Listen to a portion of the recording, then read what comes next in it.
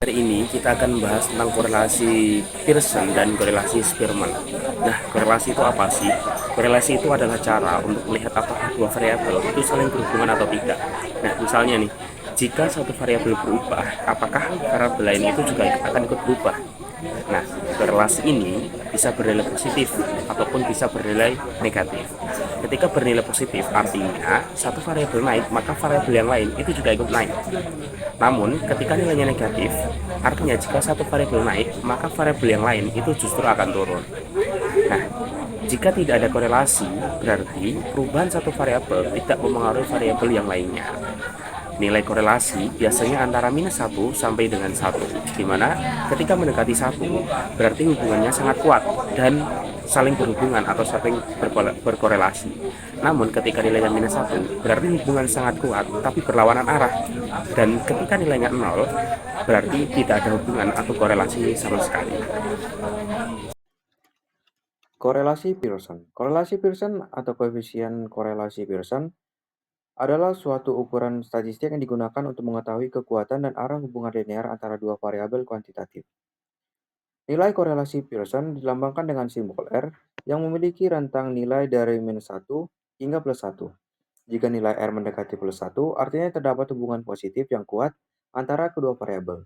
Jika nilai R mendekati -1, maka hubungan bersifat negatif dan kuat. Sementara, nilai R mendekati 0 menunjukkan tidak adanya hubungan linear yang signifikan. Korelasi Pearson sering digunakan dalam penelitian ilmiah, pendidikan, kesehatan, dan ekonomi untuk mengevaluasi seberapa erat keterkaitan antara dua fenomena. Selanjutnya, penggunaan korelasi Pearson. Korelasi Pearson digunakan ketika kita ingin mengetahui hubungan linear antara dua variabel kuantitatif, yaitu berbentuk angka dan memenuhi beberapa syarat. Korelasi Pearson dapat digunakan ketika data berbentuk interval atau rasio.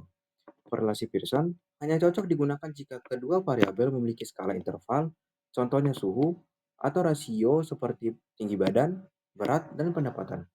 Yang kedua, ketika hubungan yang diuji bersifat linear. Korelasi Pearson mengukur hubungan linear, yaitu jika hubungan antara dua variabel membentuk pola lurus. Yang ketiga, ketika tidak ada outlier ekstrim. Outlier atau data pencilan yang terlalu jauh dari nilai lainnya bisa sangat mempengaruhi hasil nilai Pearson. Yang keempat, ketika data berdistribusi normal atau hampir normal. Untuk menganalisis yang lebih valid, data sebaiknya berdistribusi normal, terutama jika hasil korelasi akan digunakan untuk uji signifikan, misalnya uji hipotesis. Rumus dari korelasi Pearson.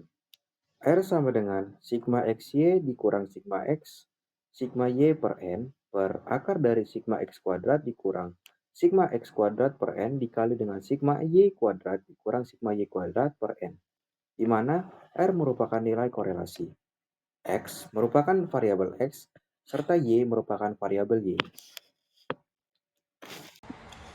Korelasi Spearman merupakan teknik statistik non-parametrik yang digunakan untuk menilai kekuatan dan arah hubungan monoton antara dua variabel, di mana data setidaknya berskala ordinal. Teknik ini didasarkan pada peringkat data, bukan nilai aktualnya, sehingga sangat sesuai untuk data ordinal, data numerik dengan jumlah sampel kecil atau kurang dari 30, atau data yang tidak memenuhi asumsi distribusi normal. Koefisien korelasi Spearman dilambangkan dengan simbol rho, berkisar antara -1 hingga 1. Nilai yang mendekati +1 mengindikasi hubungan positif yang kuat antara kedua variabel. Nilai mendekati -1 menunjukkan hubungan negatif yang kuat. Satu variabel meningkat ketika yang lain menurun, sedangkan nilai yang mendekati 0 menandakan tidak adanya hubungan atau hubungan yang sangat lemah antara kedua variabel. Rumus korelasi Spearman seperti yang sudah dipaparkan di PPT, di mana D adalah selisih peringkat antara dua variabel untuk setiap pasangan data, dan N adalah jumlah pasangan data. Korelasi Spearman kerap dimanfaatkan ketika data tidak memenuhi asumsi distribusi normal atau berbentuk data peringkat seperti jenjang pendidikan, jenis pekerjaan, atau rentang usia. Metode ini juga bermanfaat untuk menguji signifikansi hubungan antara dua variabel yang bersifat ordinal maupun numerik tetapi tidak berdistribusi normal. Secara umum, korelasi Spearman adalah metode yang tepat untuk menilai kekuatan dan arah hubungan antara dua variabel dalam bentuk ordinal atau data non-parametrik. karena mampu menggambarkan hubungan monoton tanpa memerlukan asumsi linearitas maupun distribusi normal.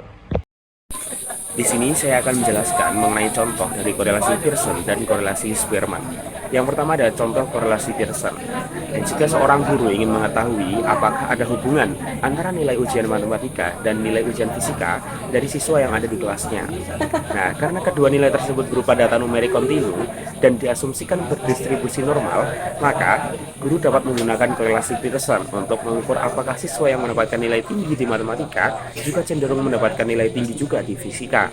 Nah, jika hasil korelasi Pearson mendekati 1, berarti ada hubungan linier yang positif dan kuat antara nilai matematika dan fisika, yang berarti nilai matematika dan fisika ini saling berkorelasi.